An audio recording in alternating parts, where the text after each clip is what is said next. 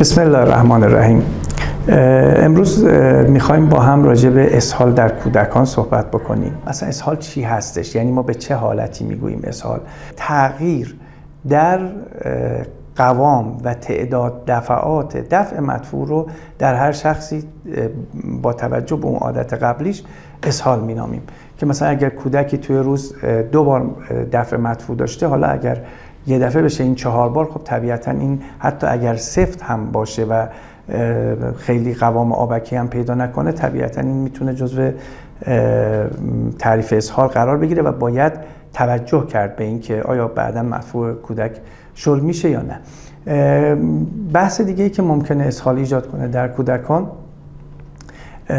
غذاهایی هست که به روش نامناسبی تهیه شده یا نامناسب نگهداری شده.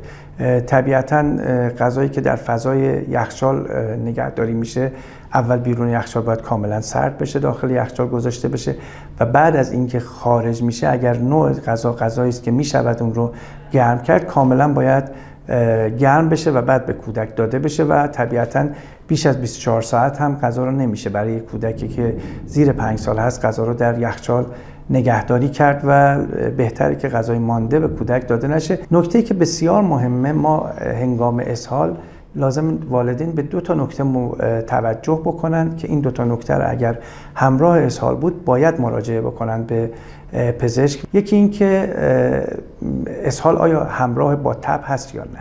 اگر اسهال همراه با تب بودش، حتما مراجعه بکنن.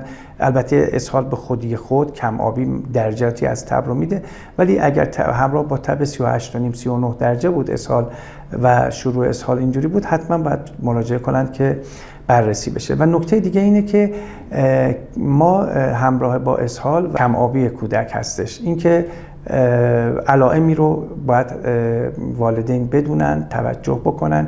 یکی خشکی مخاطها هستش، پوست کودک ممکنه خشک و سرد بشه، گود افتادگی چشم ها، کودکی که به طور معمول وقتی بیقرار می شده و به علتی گریه می کرده اشک داشته، الان گریه می کنه و اشک نداره. و یه بحثی رو که اگر پوست کودک رو بین شست و انگشت نشانه بگیرن و به مدت مثلا چند ثانیه‌ای نگه دارن و بل بکنن، این پوست بیشتر از 1 ثانیه برگرده و به سر جاش بره. اگر این وضعیت ها بود، خب نشون دهنده اینه که کودک درجاتی از کم آبی متوسط یا شدید رو داره و لازم هست که حتما در این مواقع همکاران ما کودک رو بررسی بکنن. از دارو درمانی برای اسهال حتما باید اجتناب کرد. بیشتر اسهال ها با دادن مایعات کافی، که این مایعات معمولا ما ORS رو تجویز میکنیم و سرم درمانی خوراکی رو بسیاری از والدین ترجیح میدن وقتی که کودکشون دچار اسهال میشه از طریق وریدی مایع بگیره، که این به هیچ عنوان توصیه نمیشه و معمولا اسهال های کودکان به مایع درمانی خوراکی پاسخ میده که ترجیحاً از ORS میشه استفاده کرد. چه غذاهایی میشه موقع اسهال استفاده کرد؟ طبیعتاً یکی از غذاهایی که خیلی خوب هست کته هست، ماست هست. در دوره اسهال پروبیوتیک ها رو میتونن مصرف کنن. مرغ آبپز رو هم میتونن کنار اینها استفاده بکنن. پوره سیب زمینی، پوره سیب، آب سیب حتما خود اسهال رو تشدید میکنه، ولی پوره سیب رو میتونن استفاده بکنن، پوره سیب زمینی رو میتونن استفاده بکنن در کنار این مواردی که عرض کردم و البته ORS.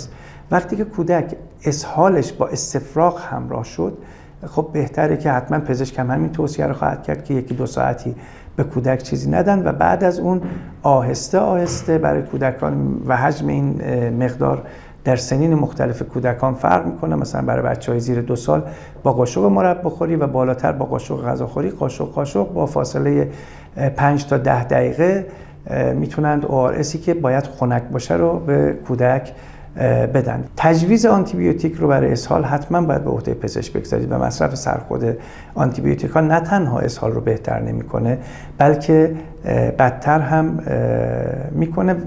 موقع که کودک اسهال داره، از مواد سرخ کردنی، از مواد شیرین، شیرینیجات و غذاهای فست فود حتما باید اجتناب بشه، چون اینها اسهال رو شدیدتر میکنن. بعد از کنترل اسهال حتما تا 24 ساعت بعد باید کودک به غذای جامد برگرده، برای اینکه کودکی که اسهال داشته بسیار بدنش نیاز به کالری داره و کالری غذاهای مایع به اندازه کالری غذاهای جامد نیست و باید این کالری جایگزین بشه.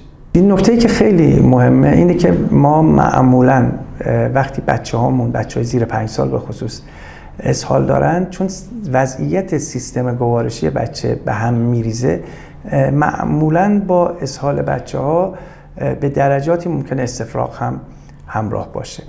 نکته مهم این هستش که حتما والدین از خود درمانی استفراغ با دارو خودداری کنند.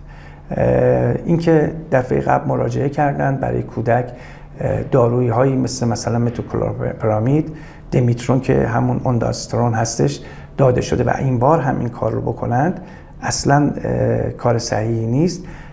اگر همکاران پزشک این داروها رو بدند، حتما والدین توجه کردن که میگن برای 24 ساعت یا مثلا برای 36 ساعت بیشه، چون استفراغ علامت هست، بیماری نیست که ما بخواهیم با دارو درمانش کنیم و این علامت یه علامت هشدار هست، علامتی هستش که ممکنه این استفراغ به دلایل دیگه باشه، به دلایل مثلا بچه ما اسهال داره، استفراغ داره، یه ضربه به سر هم داشته که خب والدین اصلا اطلاع نداشتن، توی مدرسه بوده، یا علائمی داره، تب داره بچه، ممکنه مننجیت داشته باشه به استفراغ بکنه.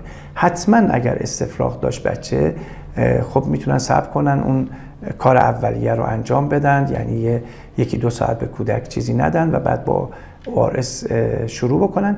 ولی اگر استفراغ تکرار شد و مکرر شد، از خود درمانی حتما توصیه میکنم اجتناب کنن و حتما مراجعه کنن درمانگاه، بیمارستان یا پزشک کودکان که کودک بررسی بشه و اگر که عارضه‌ای انشالله نداشته، شاید اون وقت به طور موقت همکارامون دارویی رو برای استفراغ بچه برای کنترل شدنش تجویز بکنن.